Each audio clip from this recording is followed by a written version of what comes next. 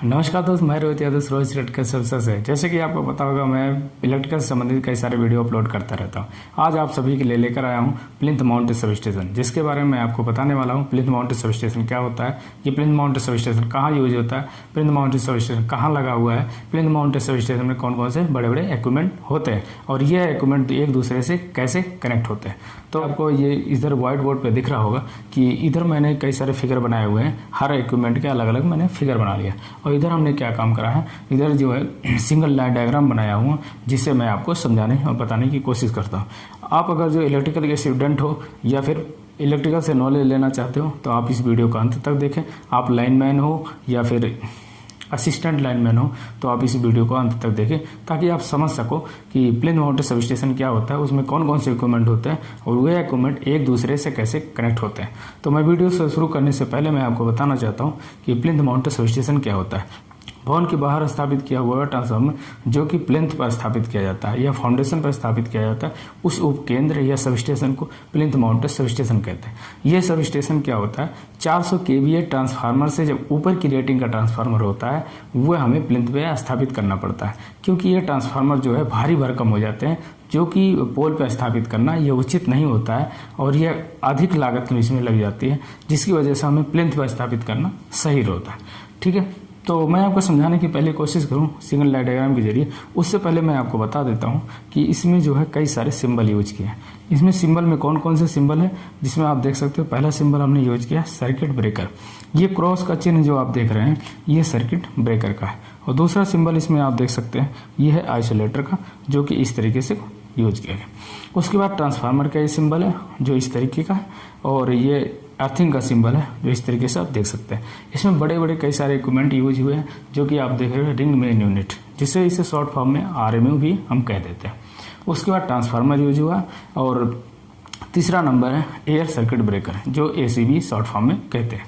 Video को शुरू करूँ इससे पहले मैंने आप सारे ये जो सिंबल यूज किए वो बता दिया, ताकि आप यहाँ से समझ सको। तो यहाँ आते हैं लोग, आप देख सकते हैं ये जो है RMU है, 3 वे का RMU हमने लिया है। ये 630 kVA के ट्रांसफार्मर के लिए हमने 3 वे का जो RMU लिया है, उसमें आप देखोगे 2 क्या है, आइसोलेटर है, और एक इसमें क्या होता है, ब्रेकर होता है। ये ब्रेकर जो होता है वो हमारे ट्रांसफार्मर के लिए कनेक्ट होता है, और इसमें जो आइसोलेटर है, एक इनकमिंग सप्लाई के लिए आइसोलेटर है और दूसरा आइसोलेटर जो है इसका आउटगोइंग सप्लाई के लिए। अब दूसरा आइसोलेटर जो होता है वो हम सब सप्लाई को आके दे भी सकते हैं और इससे दूसरा सोर्स सप्लाई ले सकते हैं। ठीक है, तो मैं आगे समझाऊंगा आपको ये क्या बेनिफिट है इन दो 3 वे का RMU का। तो आगे बढ़ते हैं। अब इसमें देख सकते हो ये ट्रांसफार्मर है, ये ट्रांसफार्मर है। ये ट्रांसफार्मर किससे कनेक्ट किया है, ये 11 kV की 3 कोर 150 mm की ये केबल होती है, जिससे हम कनेक्ट करते हैं। तो ये कितनी साइज की केबल है, 150 स्क्वायर mm की 3 कोर की, जिसमें अलग अलग मैं आपको आगे दिखाऊंगा कि ये इसमें कौन कौन से कोर है। उसके बाद ये देखोगे आप ट्रांसफार्मर होता है जो कि ये स्टेप डाउन ट्रांसफार्मर होता है। अब यहाँ से सप्लाई जो आई वो HV साइड आई। कहाँ पे आई, HV साइड, जो कि हाई वोल्टेज साइड होती है। हाई वोल्टेज साइड आने के बाद सप्लाई ट्रांसफार्मर में सप्लाई आ जाती है। जो ट्रांसफार्मर की वर्किंग होती है वो अपने, जैसे स्टेप डाउन ट्रांसफार्मर है तो वो वोल्टेज को स्टेप डाउन कर देता है। स्टेप डाउन करने के बाद हमें सप्लाई जो मिलती है LV साइड मिलती है। LV साइड कितनी वोल्ट की मिलती है सप्लाई, ये 433 वोल्ट मिलती है, जो कि आप यहाँ देख सकते हो। आगे मैं दिखाऊंगा कि ये कैसे कनेक्ट होता है। तो यहाँ देख सकते हो आप, यहाँ आ गई सप्लाई। अब यहाँ जो आई ये क्या है, ACB में।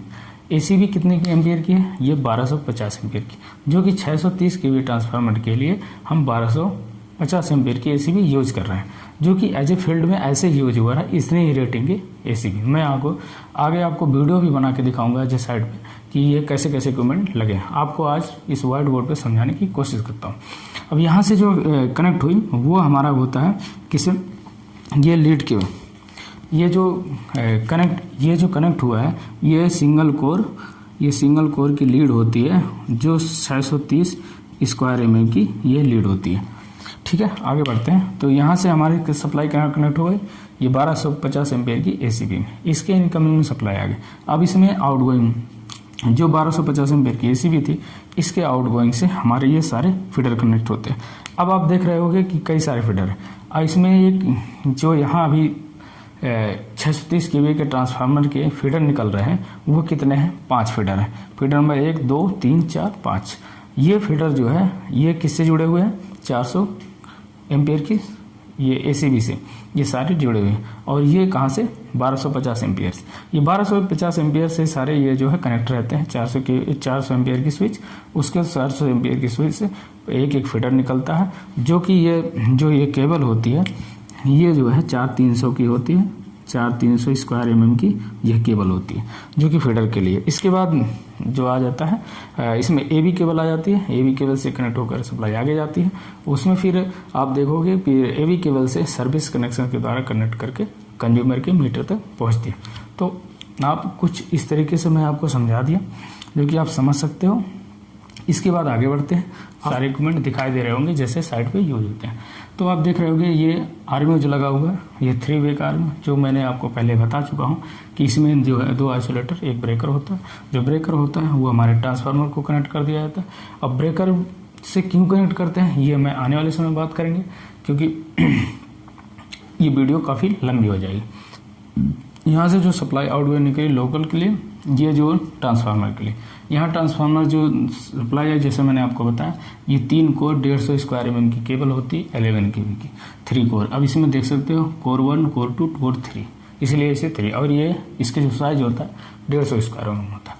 यहाँ से आ गई सप्लाई HV साइड में। HV साइड क्या है, हाई वोल्टेज साइड। अब जैसे मैंने आपको बताया था कि हाई वोल्टेज साइड में जैसे वोल्टेज आते हैं उसके बाद ये ट्रांसफार्मर स्टेप डाउन ट्रांसफार्मर लगा हुआ है तो वोल्टेज को डाउन कर देता है। वोल्टेज को डाउन करने के बाद ये हमें LV साइड, यहाँ देख रहे हो ये LV साइड की बुशिंग होती है। ये 4 बुशिंग होती है जिसमें 3 फेज प्लस एक न्यूट्रल होता है। जैसे आपको यहाँ सिंबल में स्टार में समझाया है, ये तो आगे की बात है, मैं जो आपको आने वाले समय बताऊँगा। ठीक है, अब यहाँ से देखो अब आउटगोइंग सप्लाई आ गई। आउटगोइंग क्या है, LV side, low voltage side. यहाँ से हमारी जो है कनेक्ट हो रही है ACBO को। अब ये जो केबल यूज होती है, ये आप जो केबल देख रहे हैं ये सिंगल कोर 630 स्क्वायर mm की केबल होती है। और पर फेज जो है 2 केबल लगाते हैं, मतलब 2 लीड कनेक्ट करते हैं पर फेज। न्यूट्रल में एक होती है, पर फेज जो इसमें कनेक्ट होती है केबल 630 स्क्वायर mm की, वह जो है 7 केबल होती है जिसमें एक न्यूट्रल की और 2 इसकी होती है। ठीक है, पर फेज 2 केबल कनेक्ट करते हैं सिंगल कोर की 630 स्क्वायर में। ठीक है, यहाँ से आप कनेक्ट करके हम सप्लाई को कहाँ ले गए, यहाँ गई LT मेन में। LT मेन जो कि 1250 एम्पेयर की है। जैसे कि आपको बताया मैं 630 kV का ट्रांसफार्मर के लिए 1250 एम्पेयर की ACB यूज कर रहा हूँ। ठीक है, यहाँ आ गई सप्लाई। यहाँ से हमने अब जैसे मैंने आपको बताया था 1, 2, 3, 4 और 5, 1, 2, 3, 4, 5 मैंने आपको बताया था ना कि 5 ACB लगी होती है जो कि 630 kV ट्रांसफार्मर के लिए 5 फीडर निकलते हैं। और ये क्या है, ये LT मेन है। ये जो आप देख रहे हैं ये LT मेन है। तो यहाँ सप्लाई आ गई। यहाँ से फिर उसके बाद हर ACB को कनेक्ट कर दी जाती है। और जो ये कनेक्ट होती है सप्लाई, ये जो है सिंगल कोर 300 स्क्वायर mm की केबल होती है जो कि एक दूसरे ACB मतलब ECCB से ECCB में कनेक्ट करते हैं। ठीक है, तो दोस्त ठीक है, ये छोटी सी वीडियो थी जो कि मैं आपको बताने और समझाने की कोशिश किया कि ये प्लिंथ माउंटेड सब स्टेशन क्या होता है। मैं आने वाले समय में मैं बताऊंगा कि आर्मी क्या होता है, आर्मी क्यों यूज किया जाता है, कितने वे तक आर्मी होता है, सिंगल वे, 1 वे, 3 वे, 4 वे, ये कहाँ कहाँ यूज होता है, और आर्मी का ऑपरेट कैसे करते हैं, और आर्मी जो ऑपरेट करने से पहले हमें क्या क्या किन किन बातों का ध्यान रखना चाहिए, इसके आने वाले समय में वीडियो लेकर आ रहा हूँ। उसके बाद यहाँ देख रहे होंगे आप ट्रांसफार्मर है, जो कि ट्रांसफार्मर ये है, इसके अलग अलग पार्ट होते हैं। इन अलग अलग पार्ट के बारे में बताऊँगा कि ट्रांसफार्मर के कौन कौन से पार्ट होते हैं, वो क्यों होते हैं। ठीक है, अब यहाँ से आगे बढ़ता हूँ। तो आपको जो बताया था कि ACB है, ACB में रिले होती है, रिले की सेटिंग भी बताऊंगा।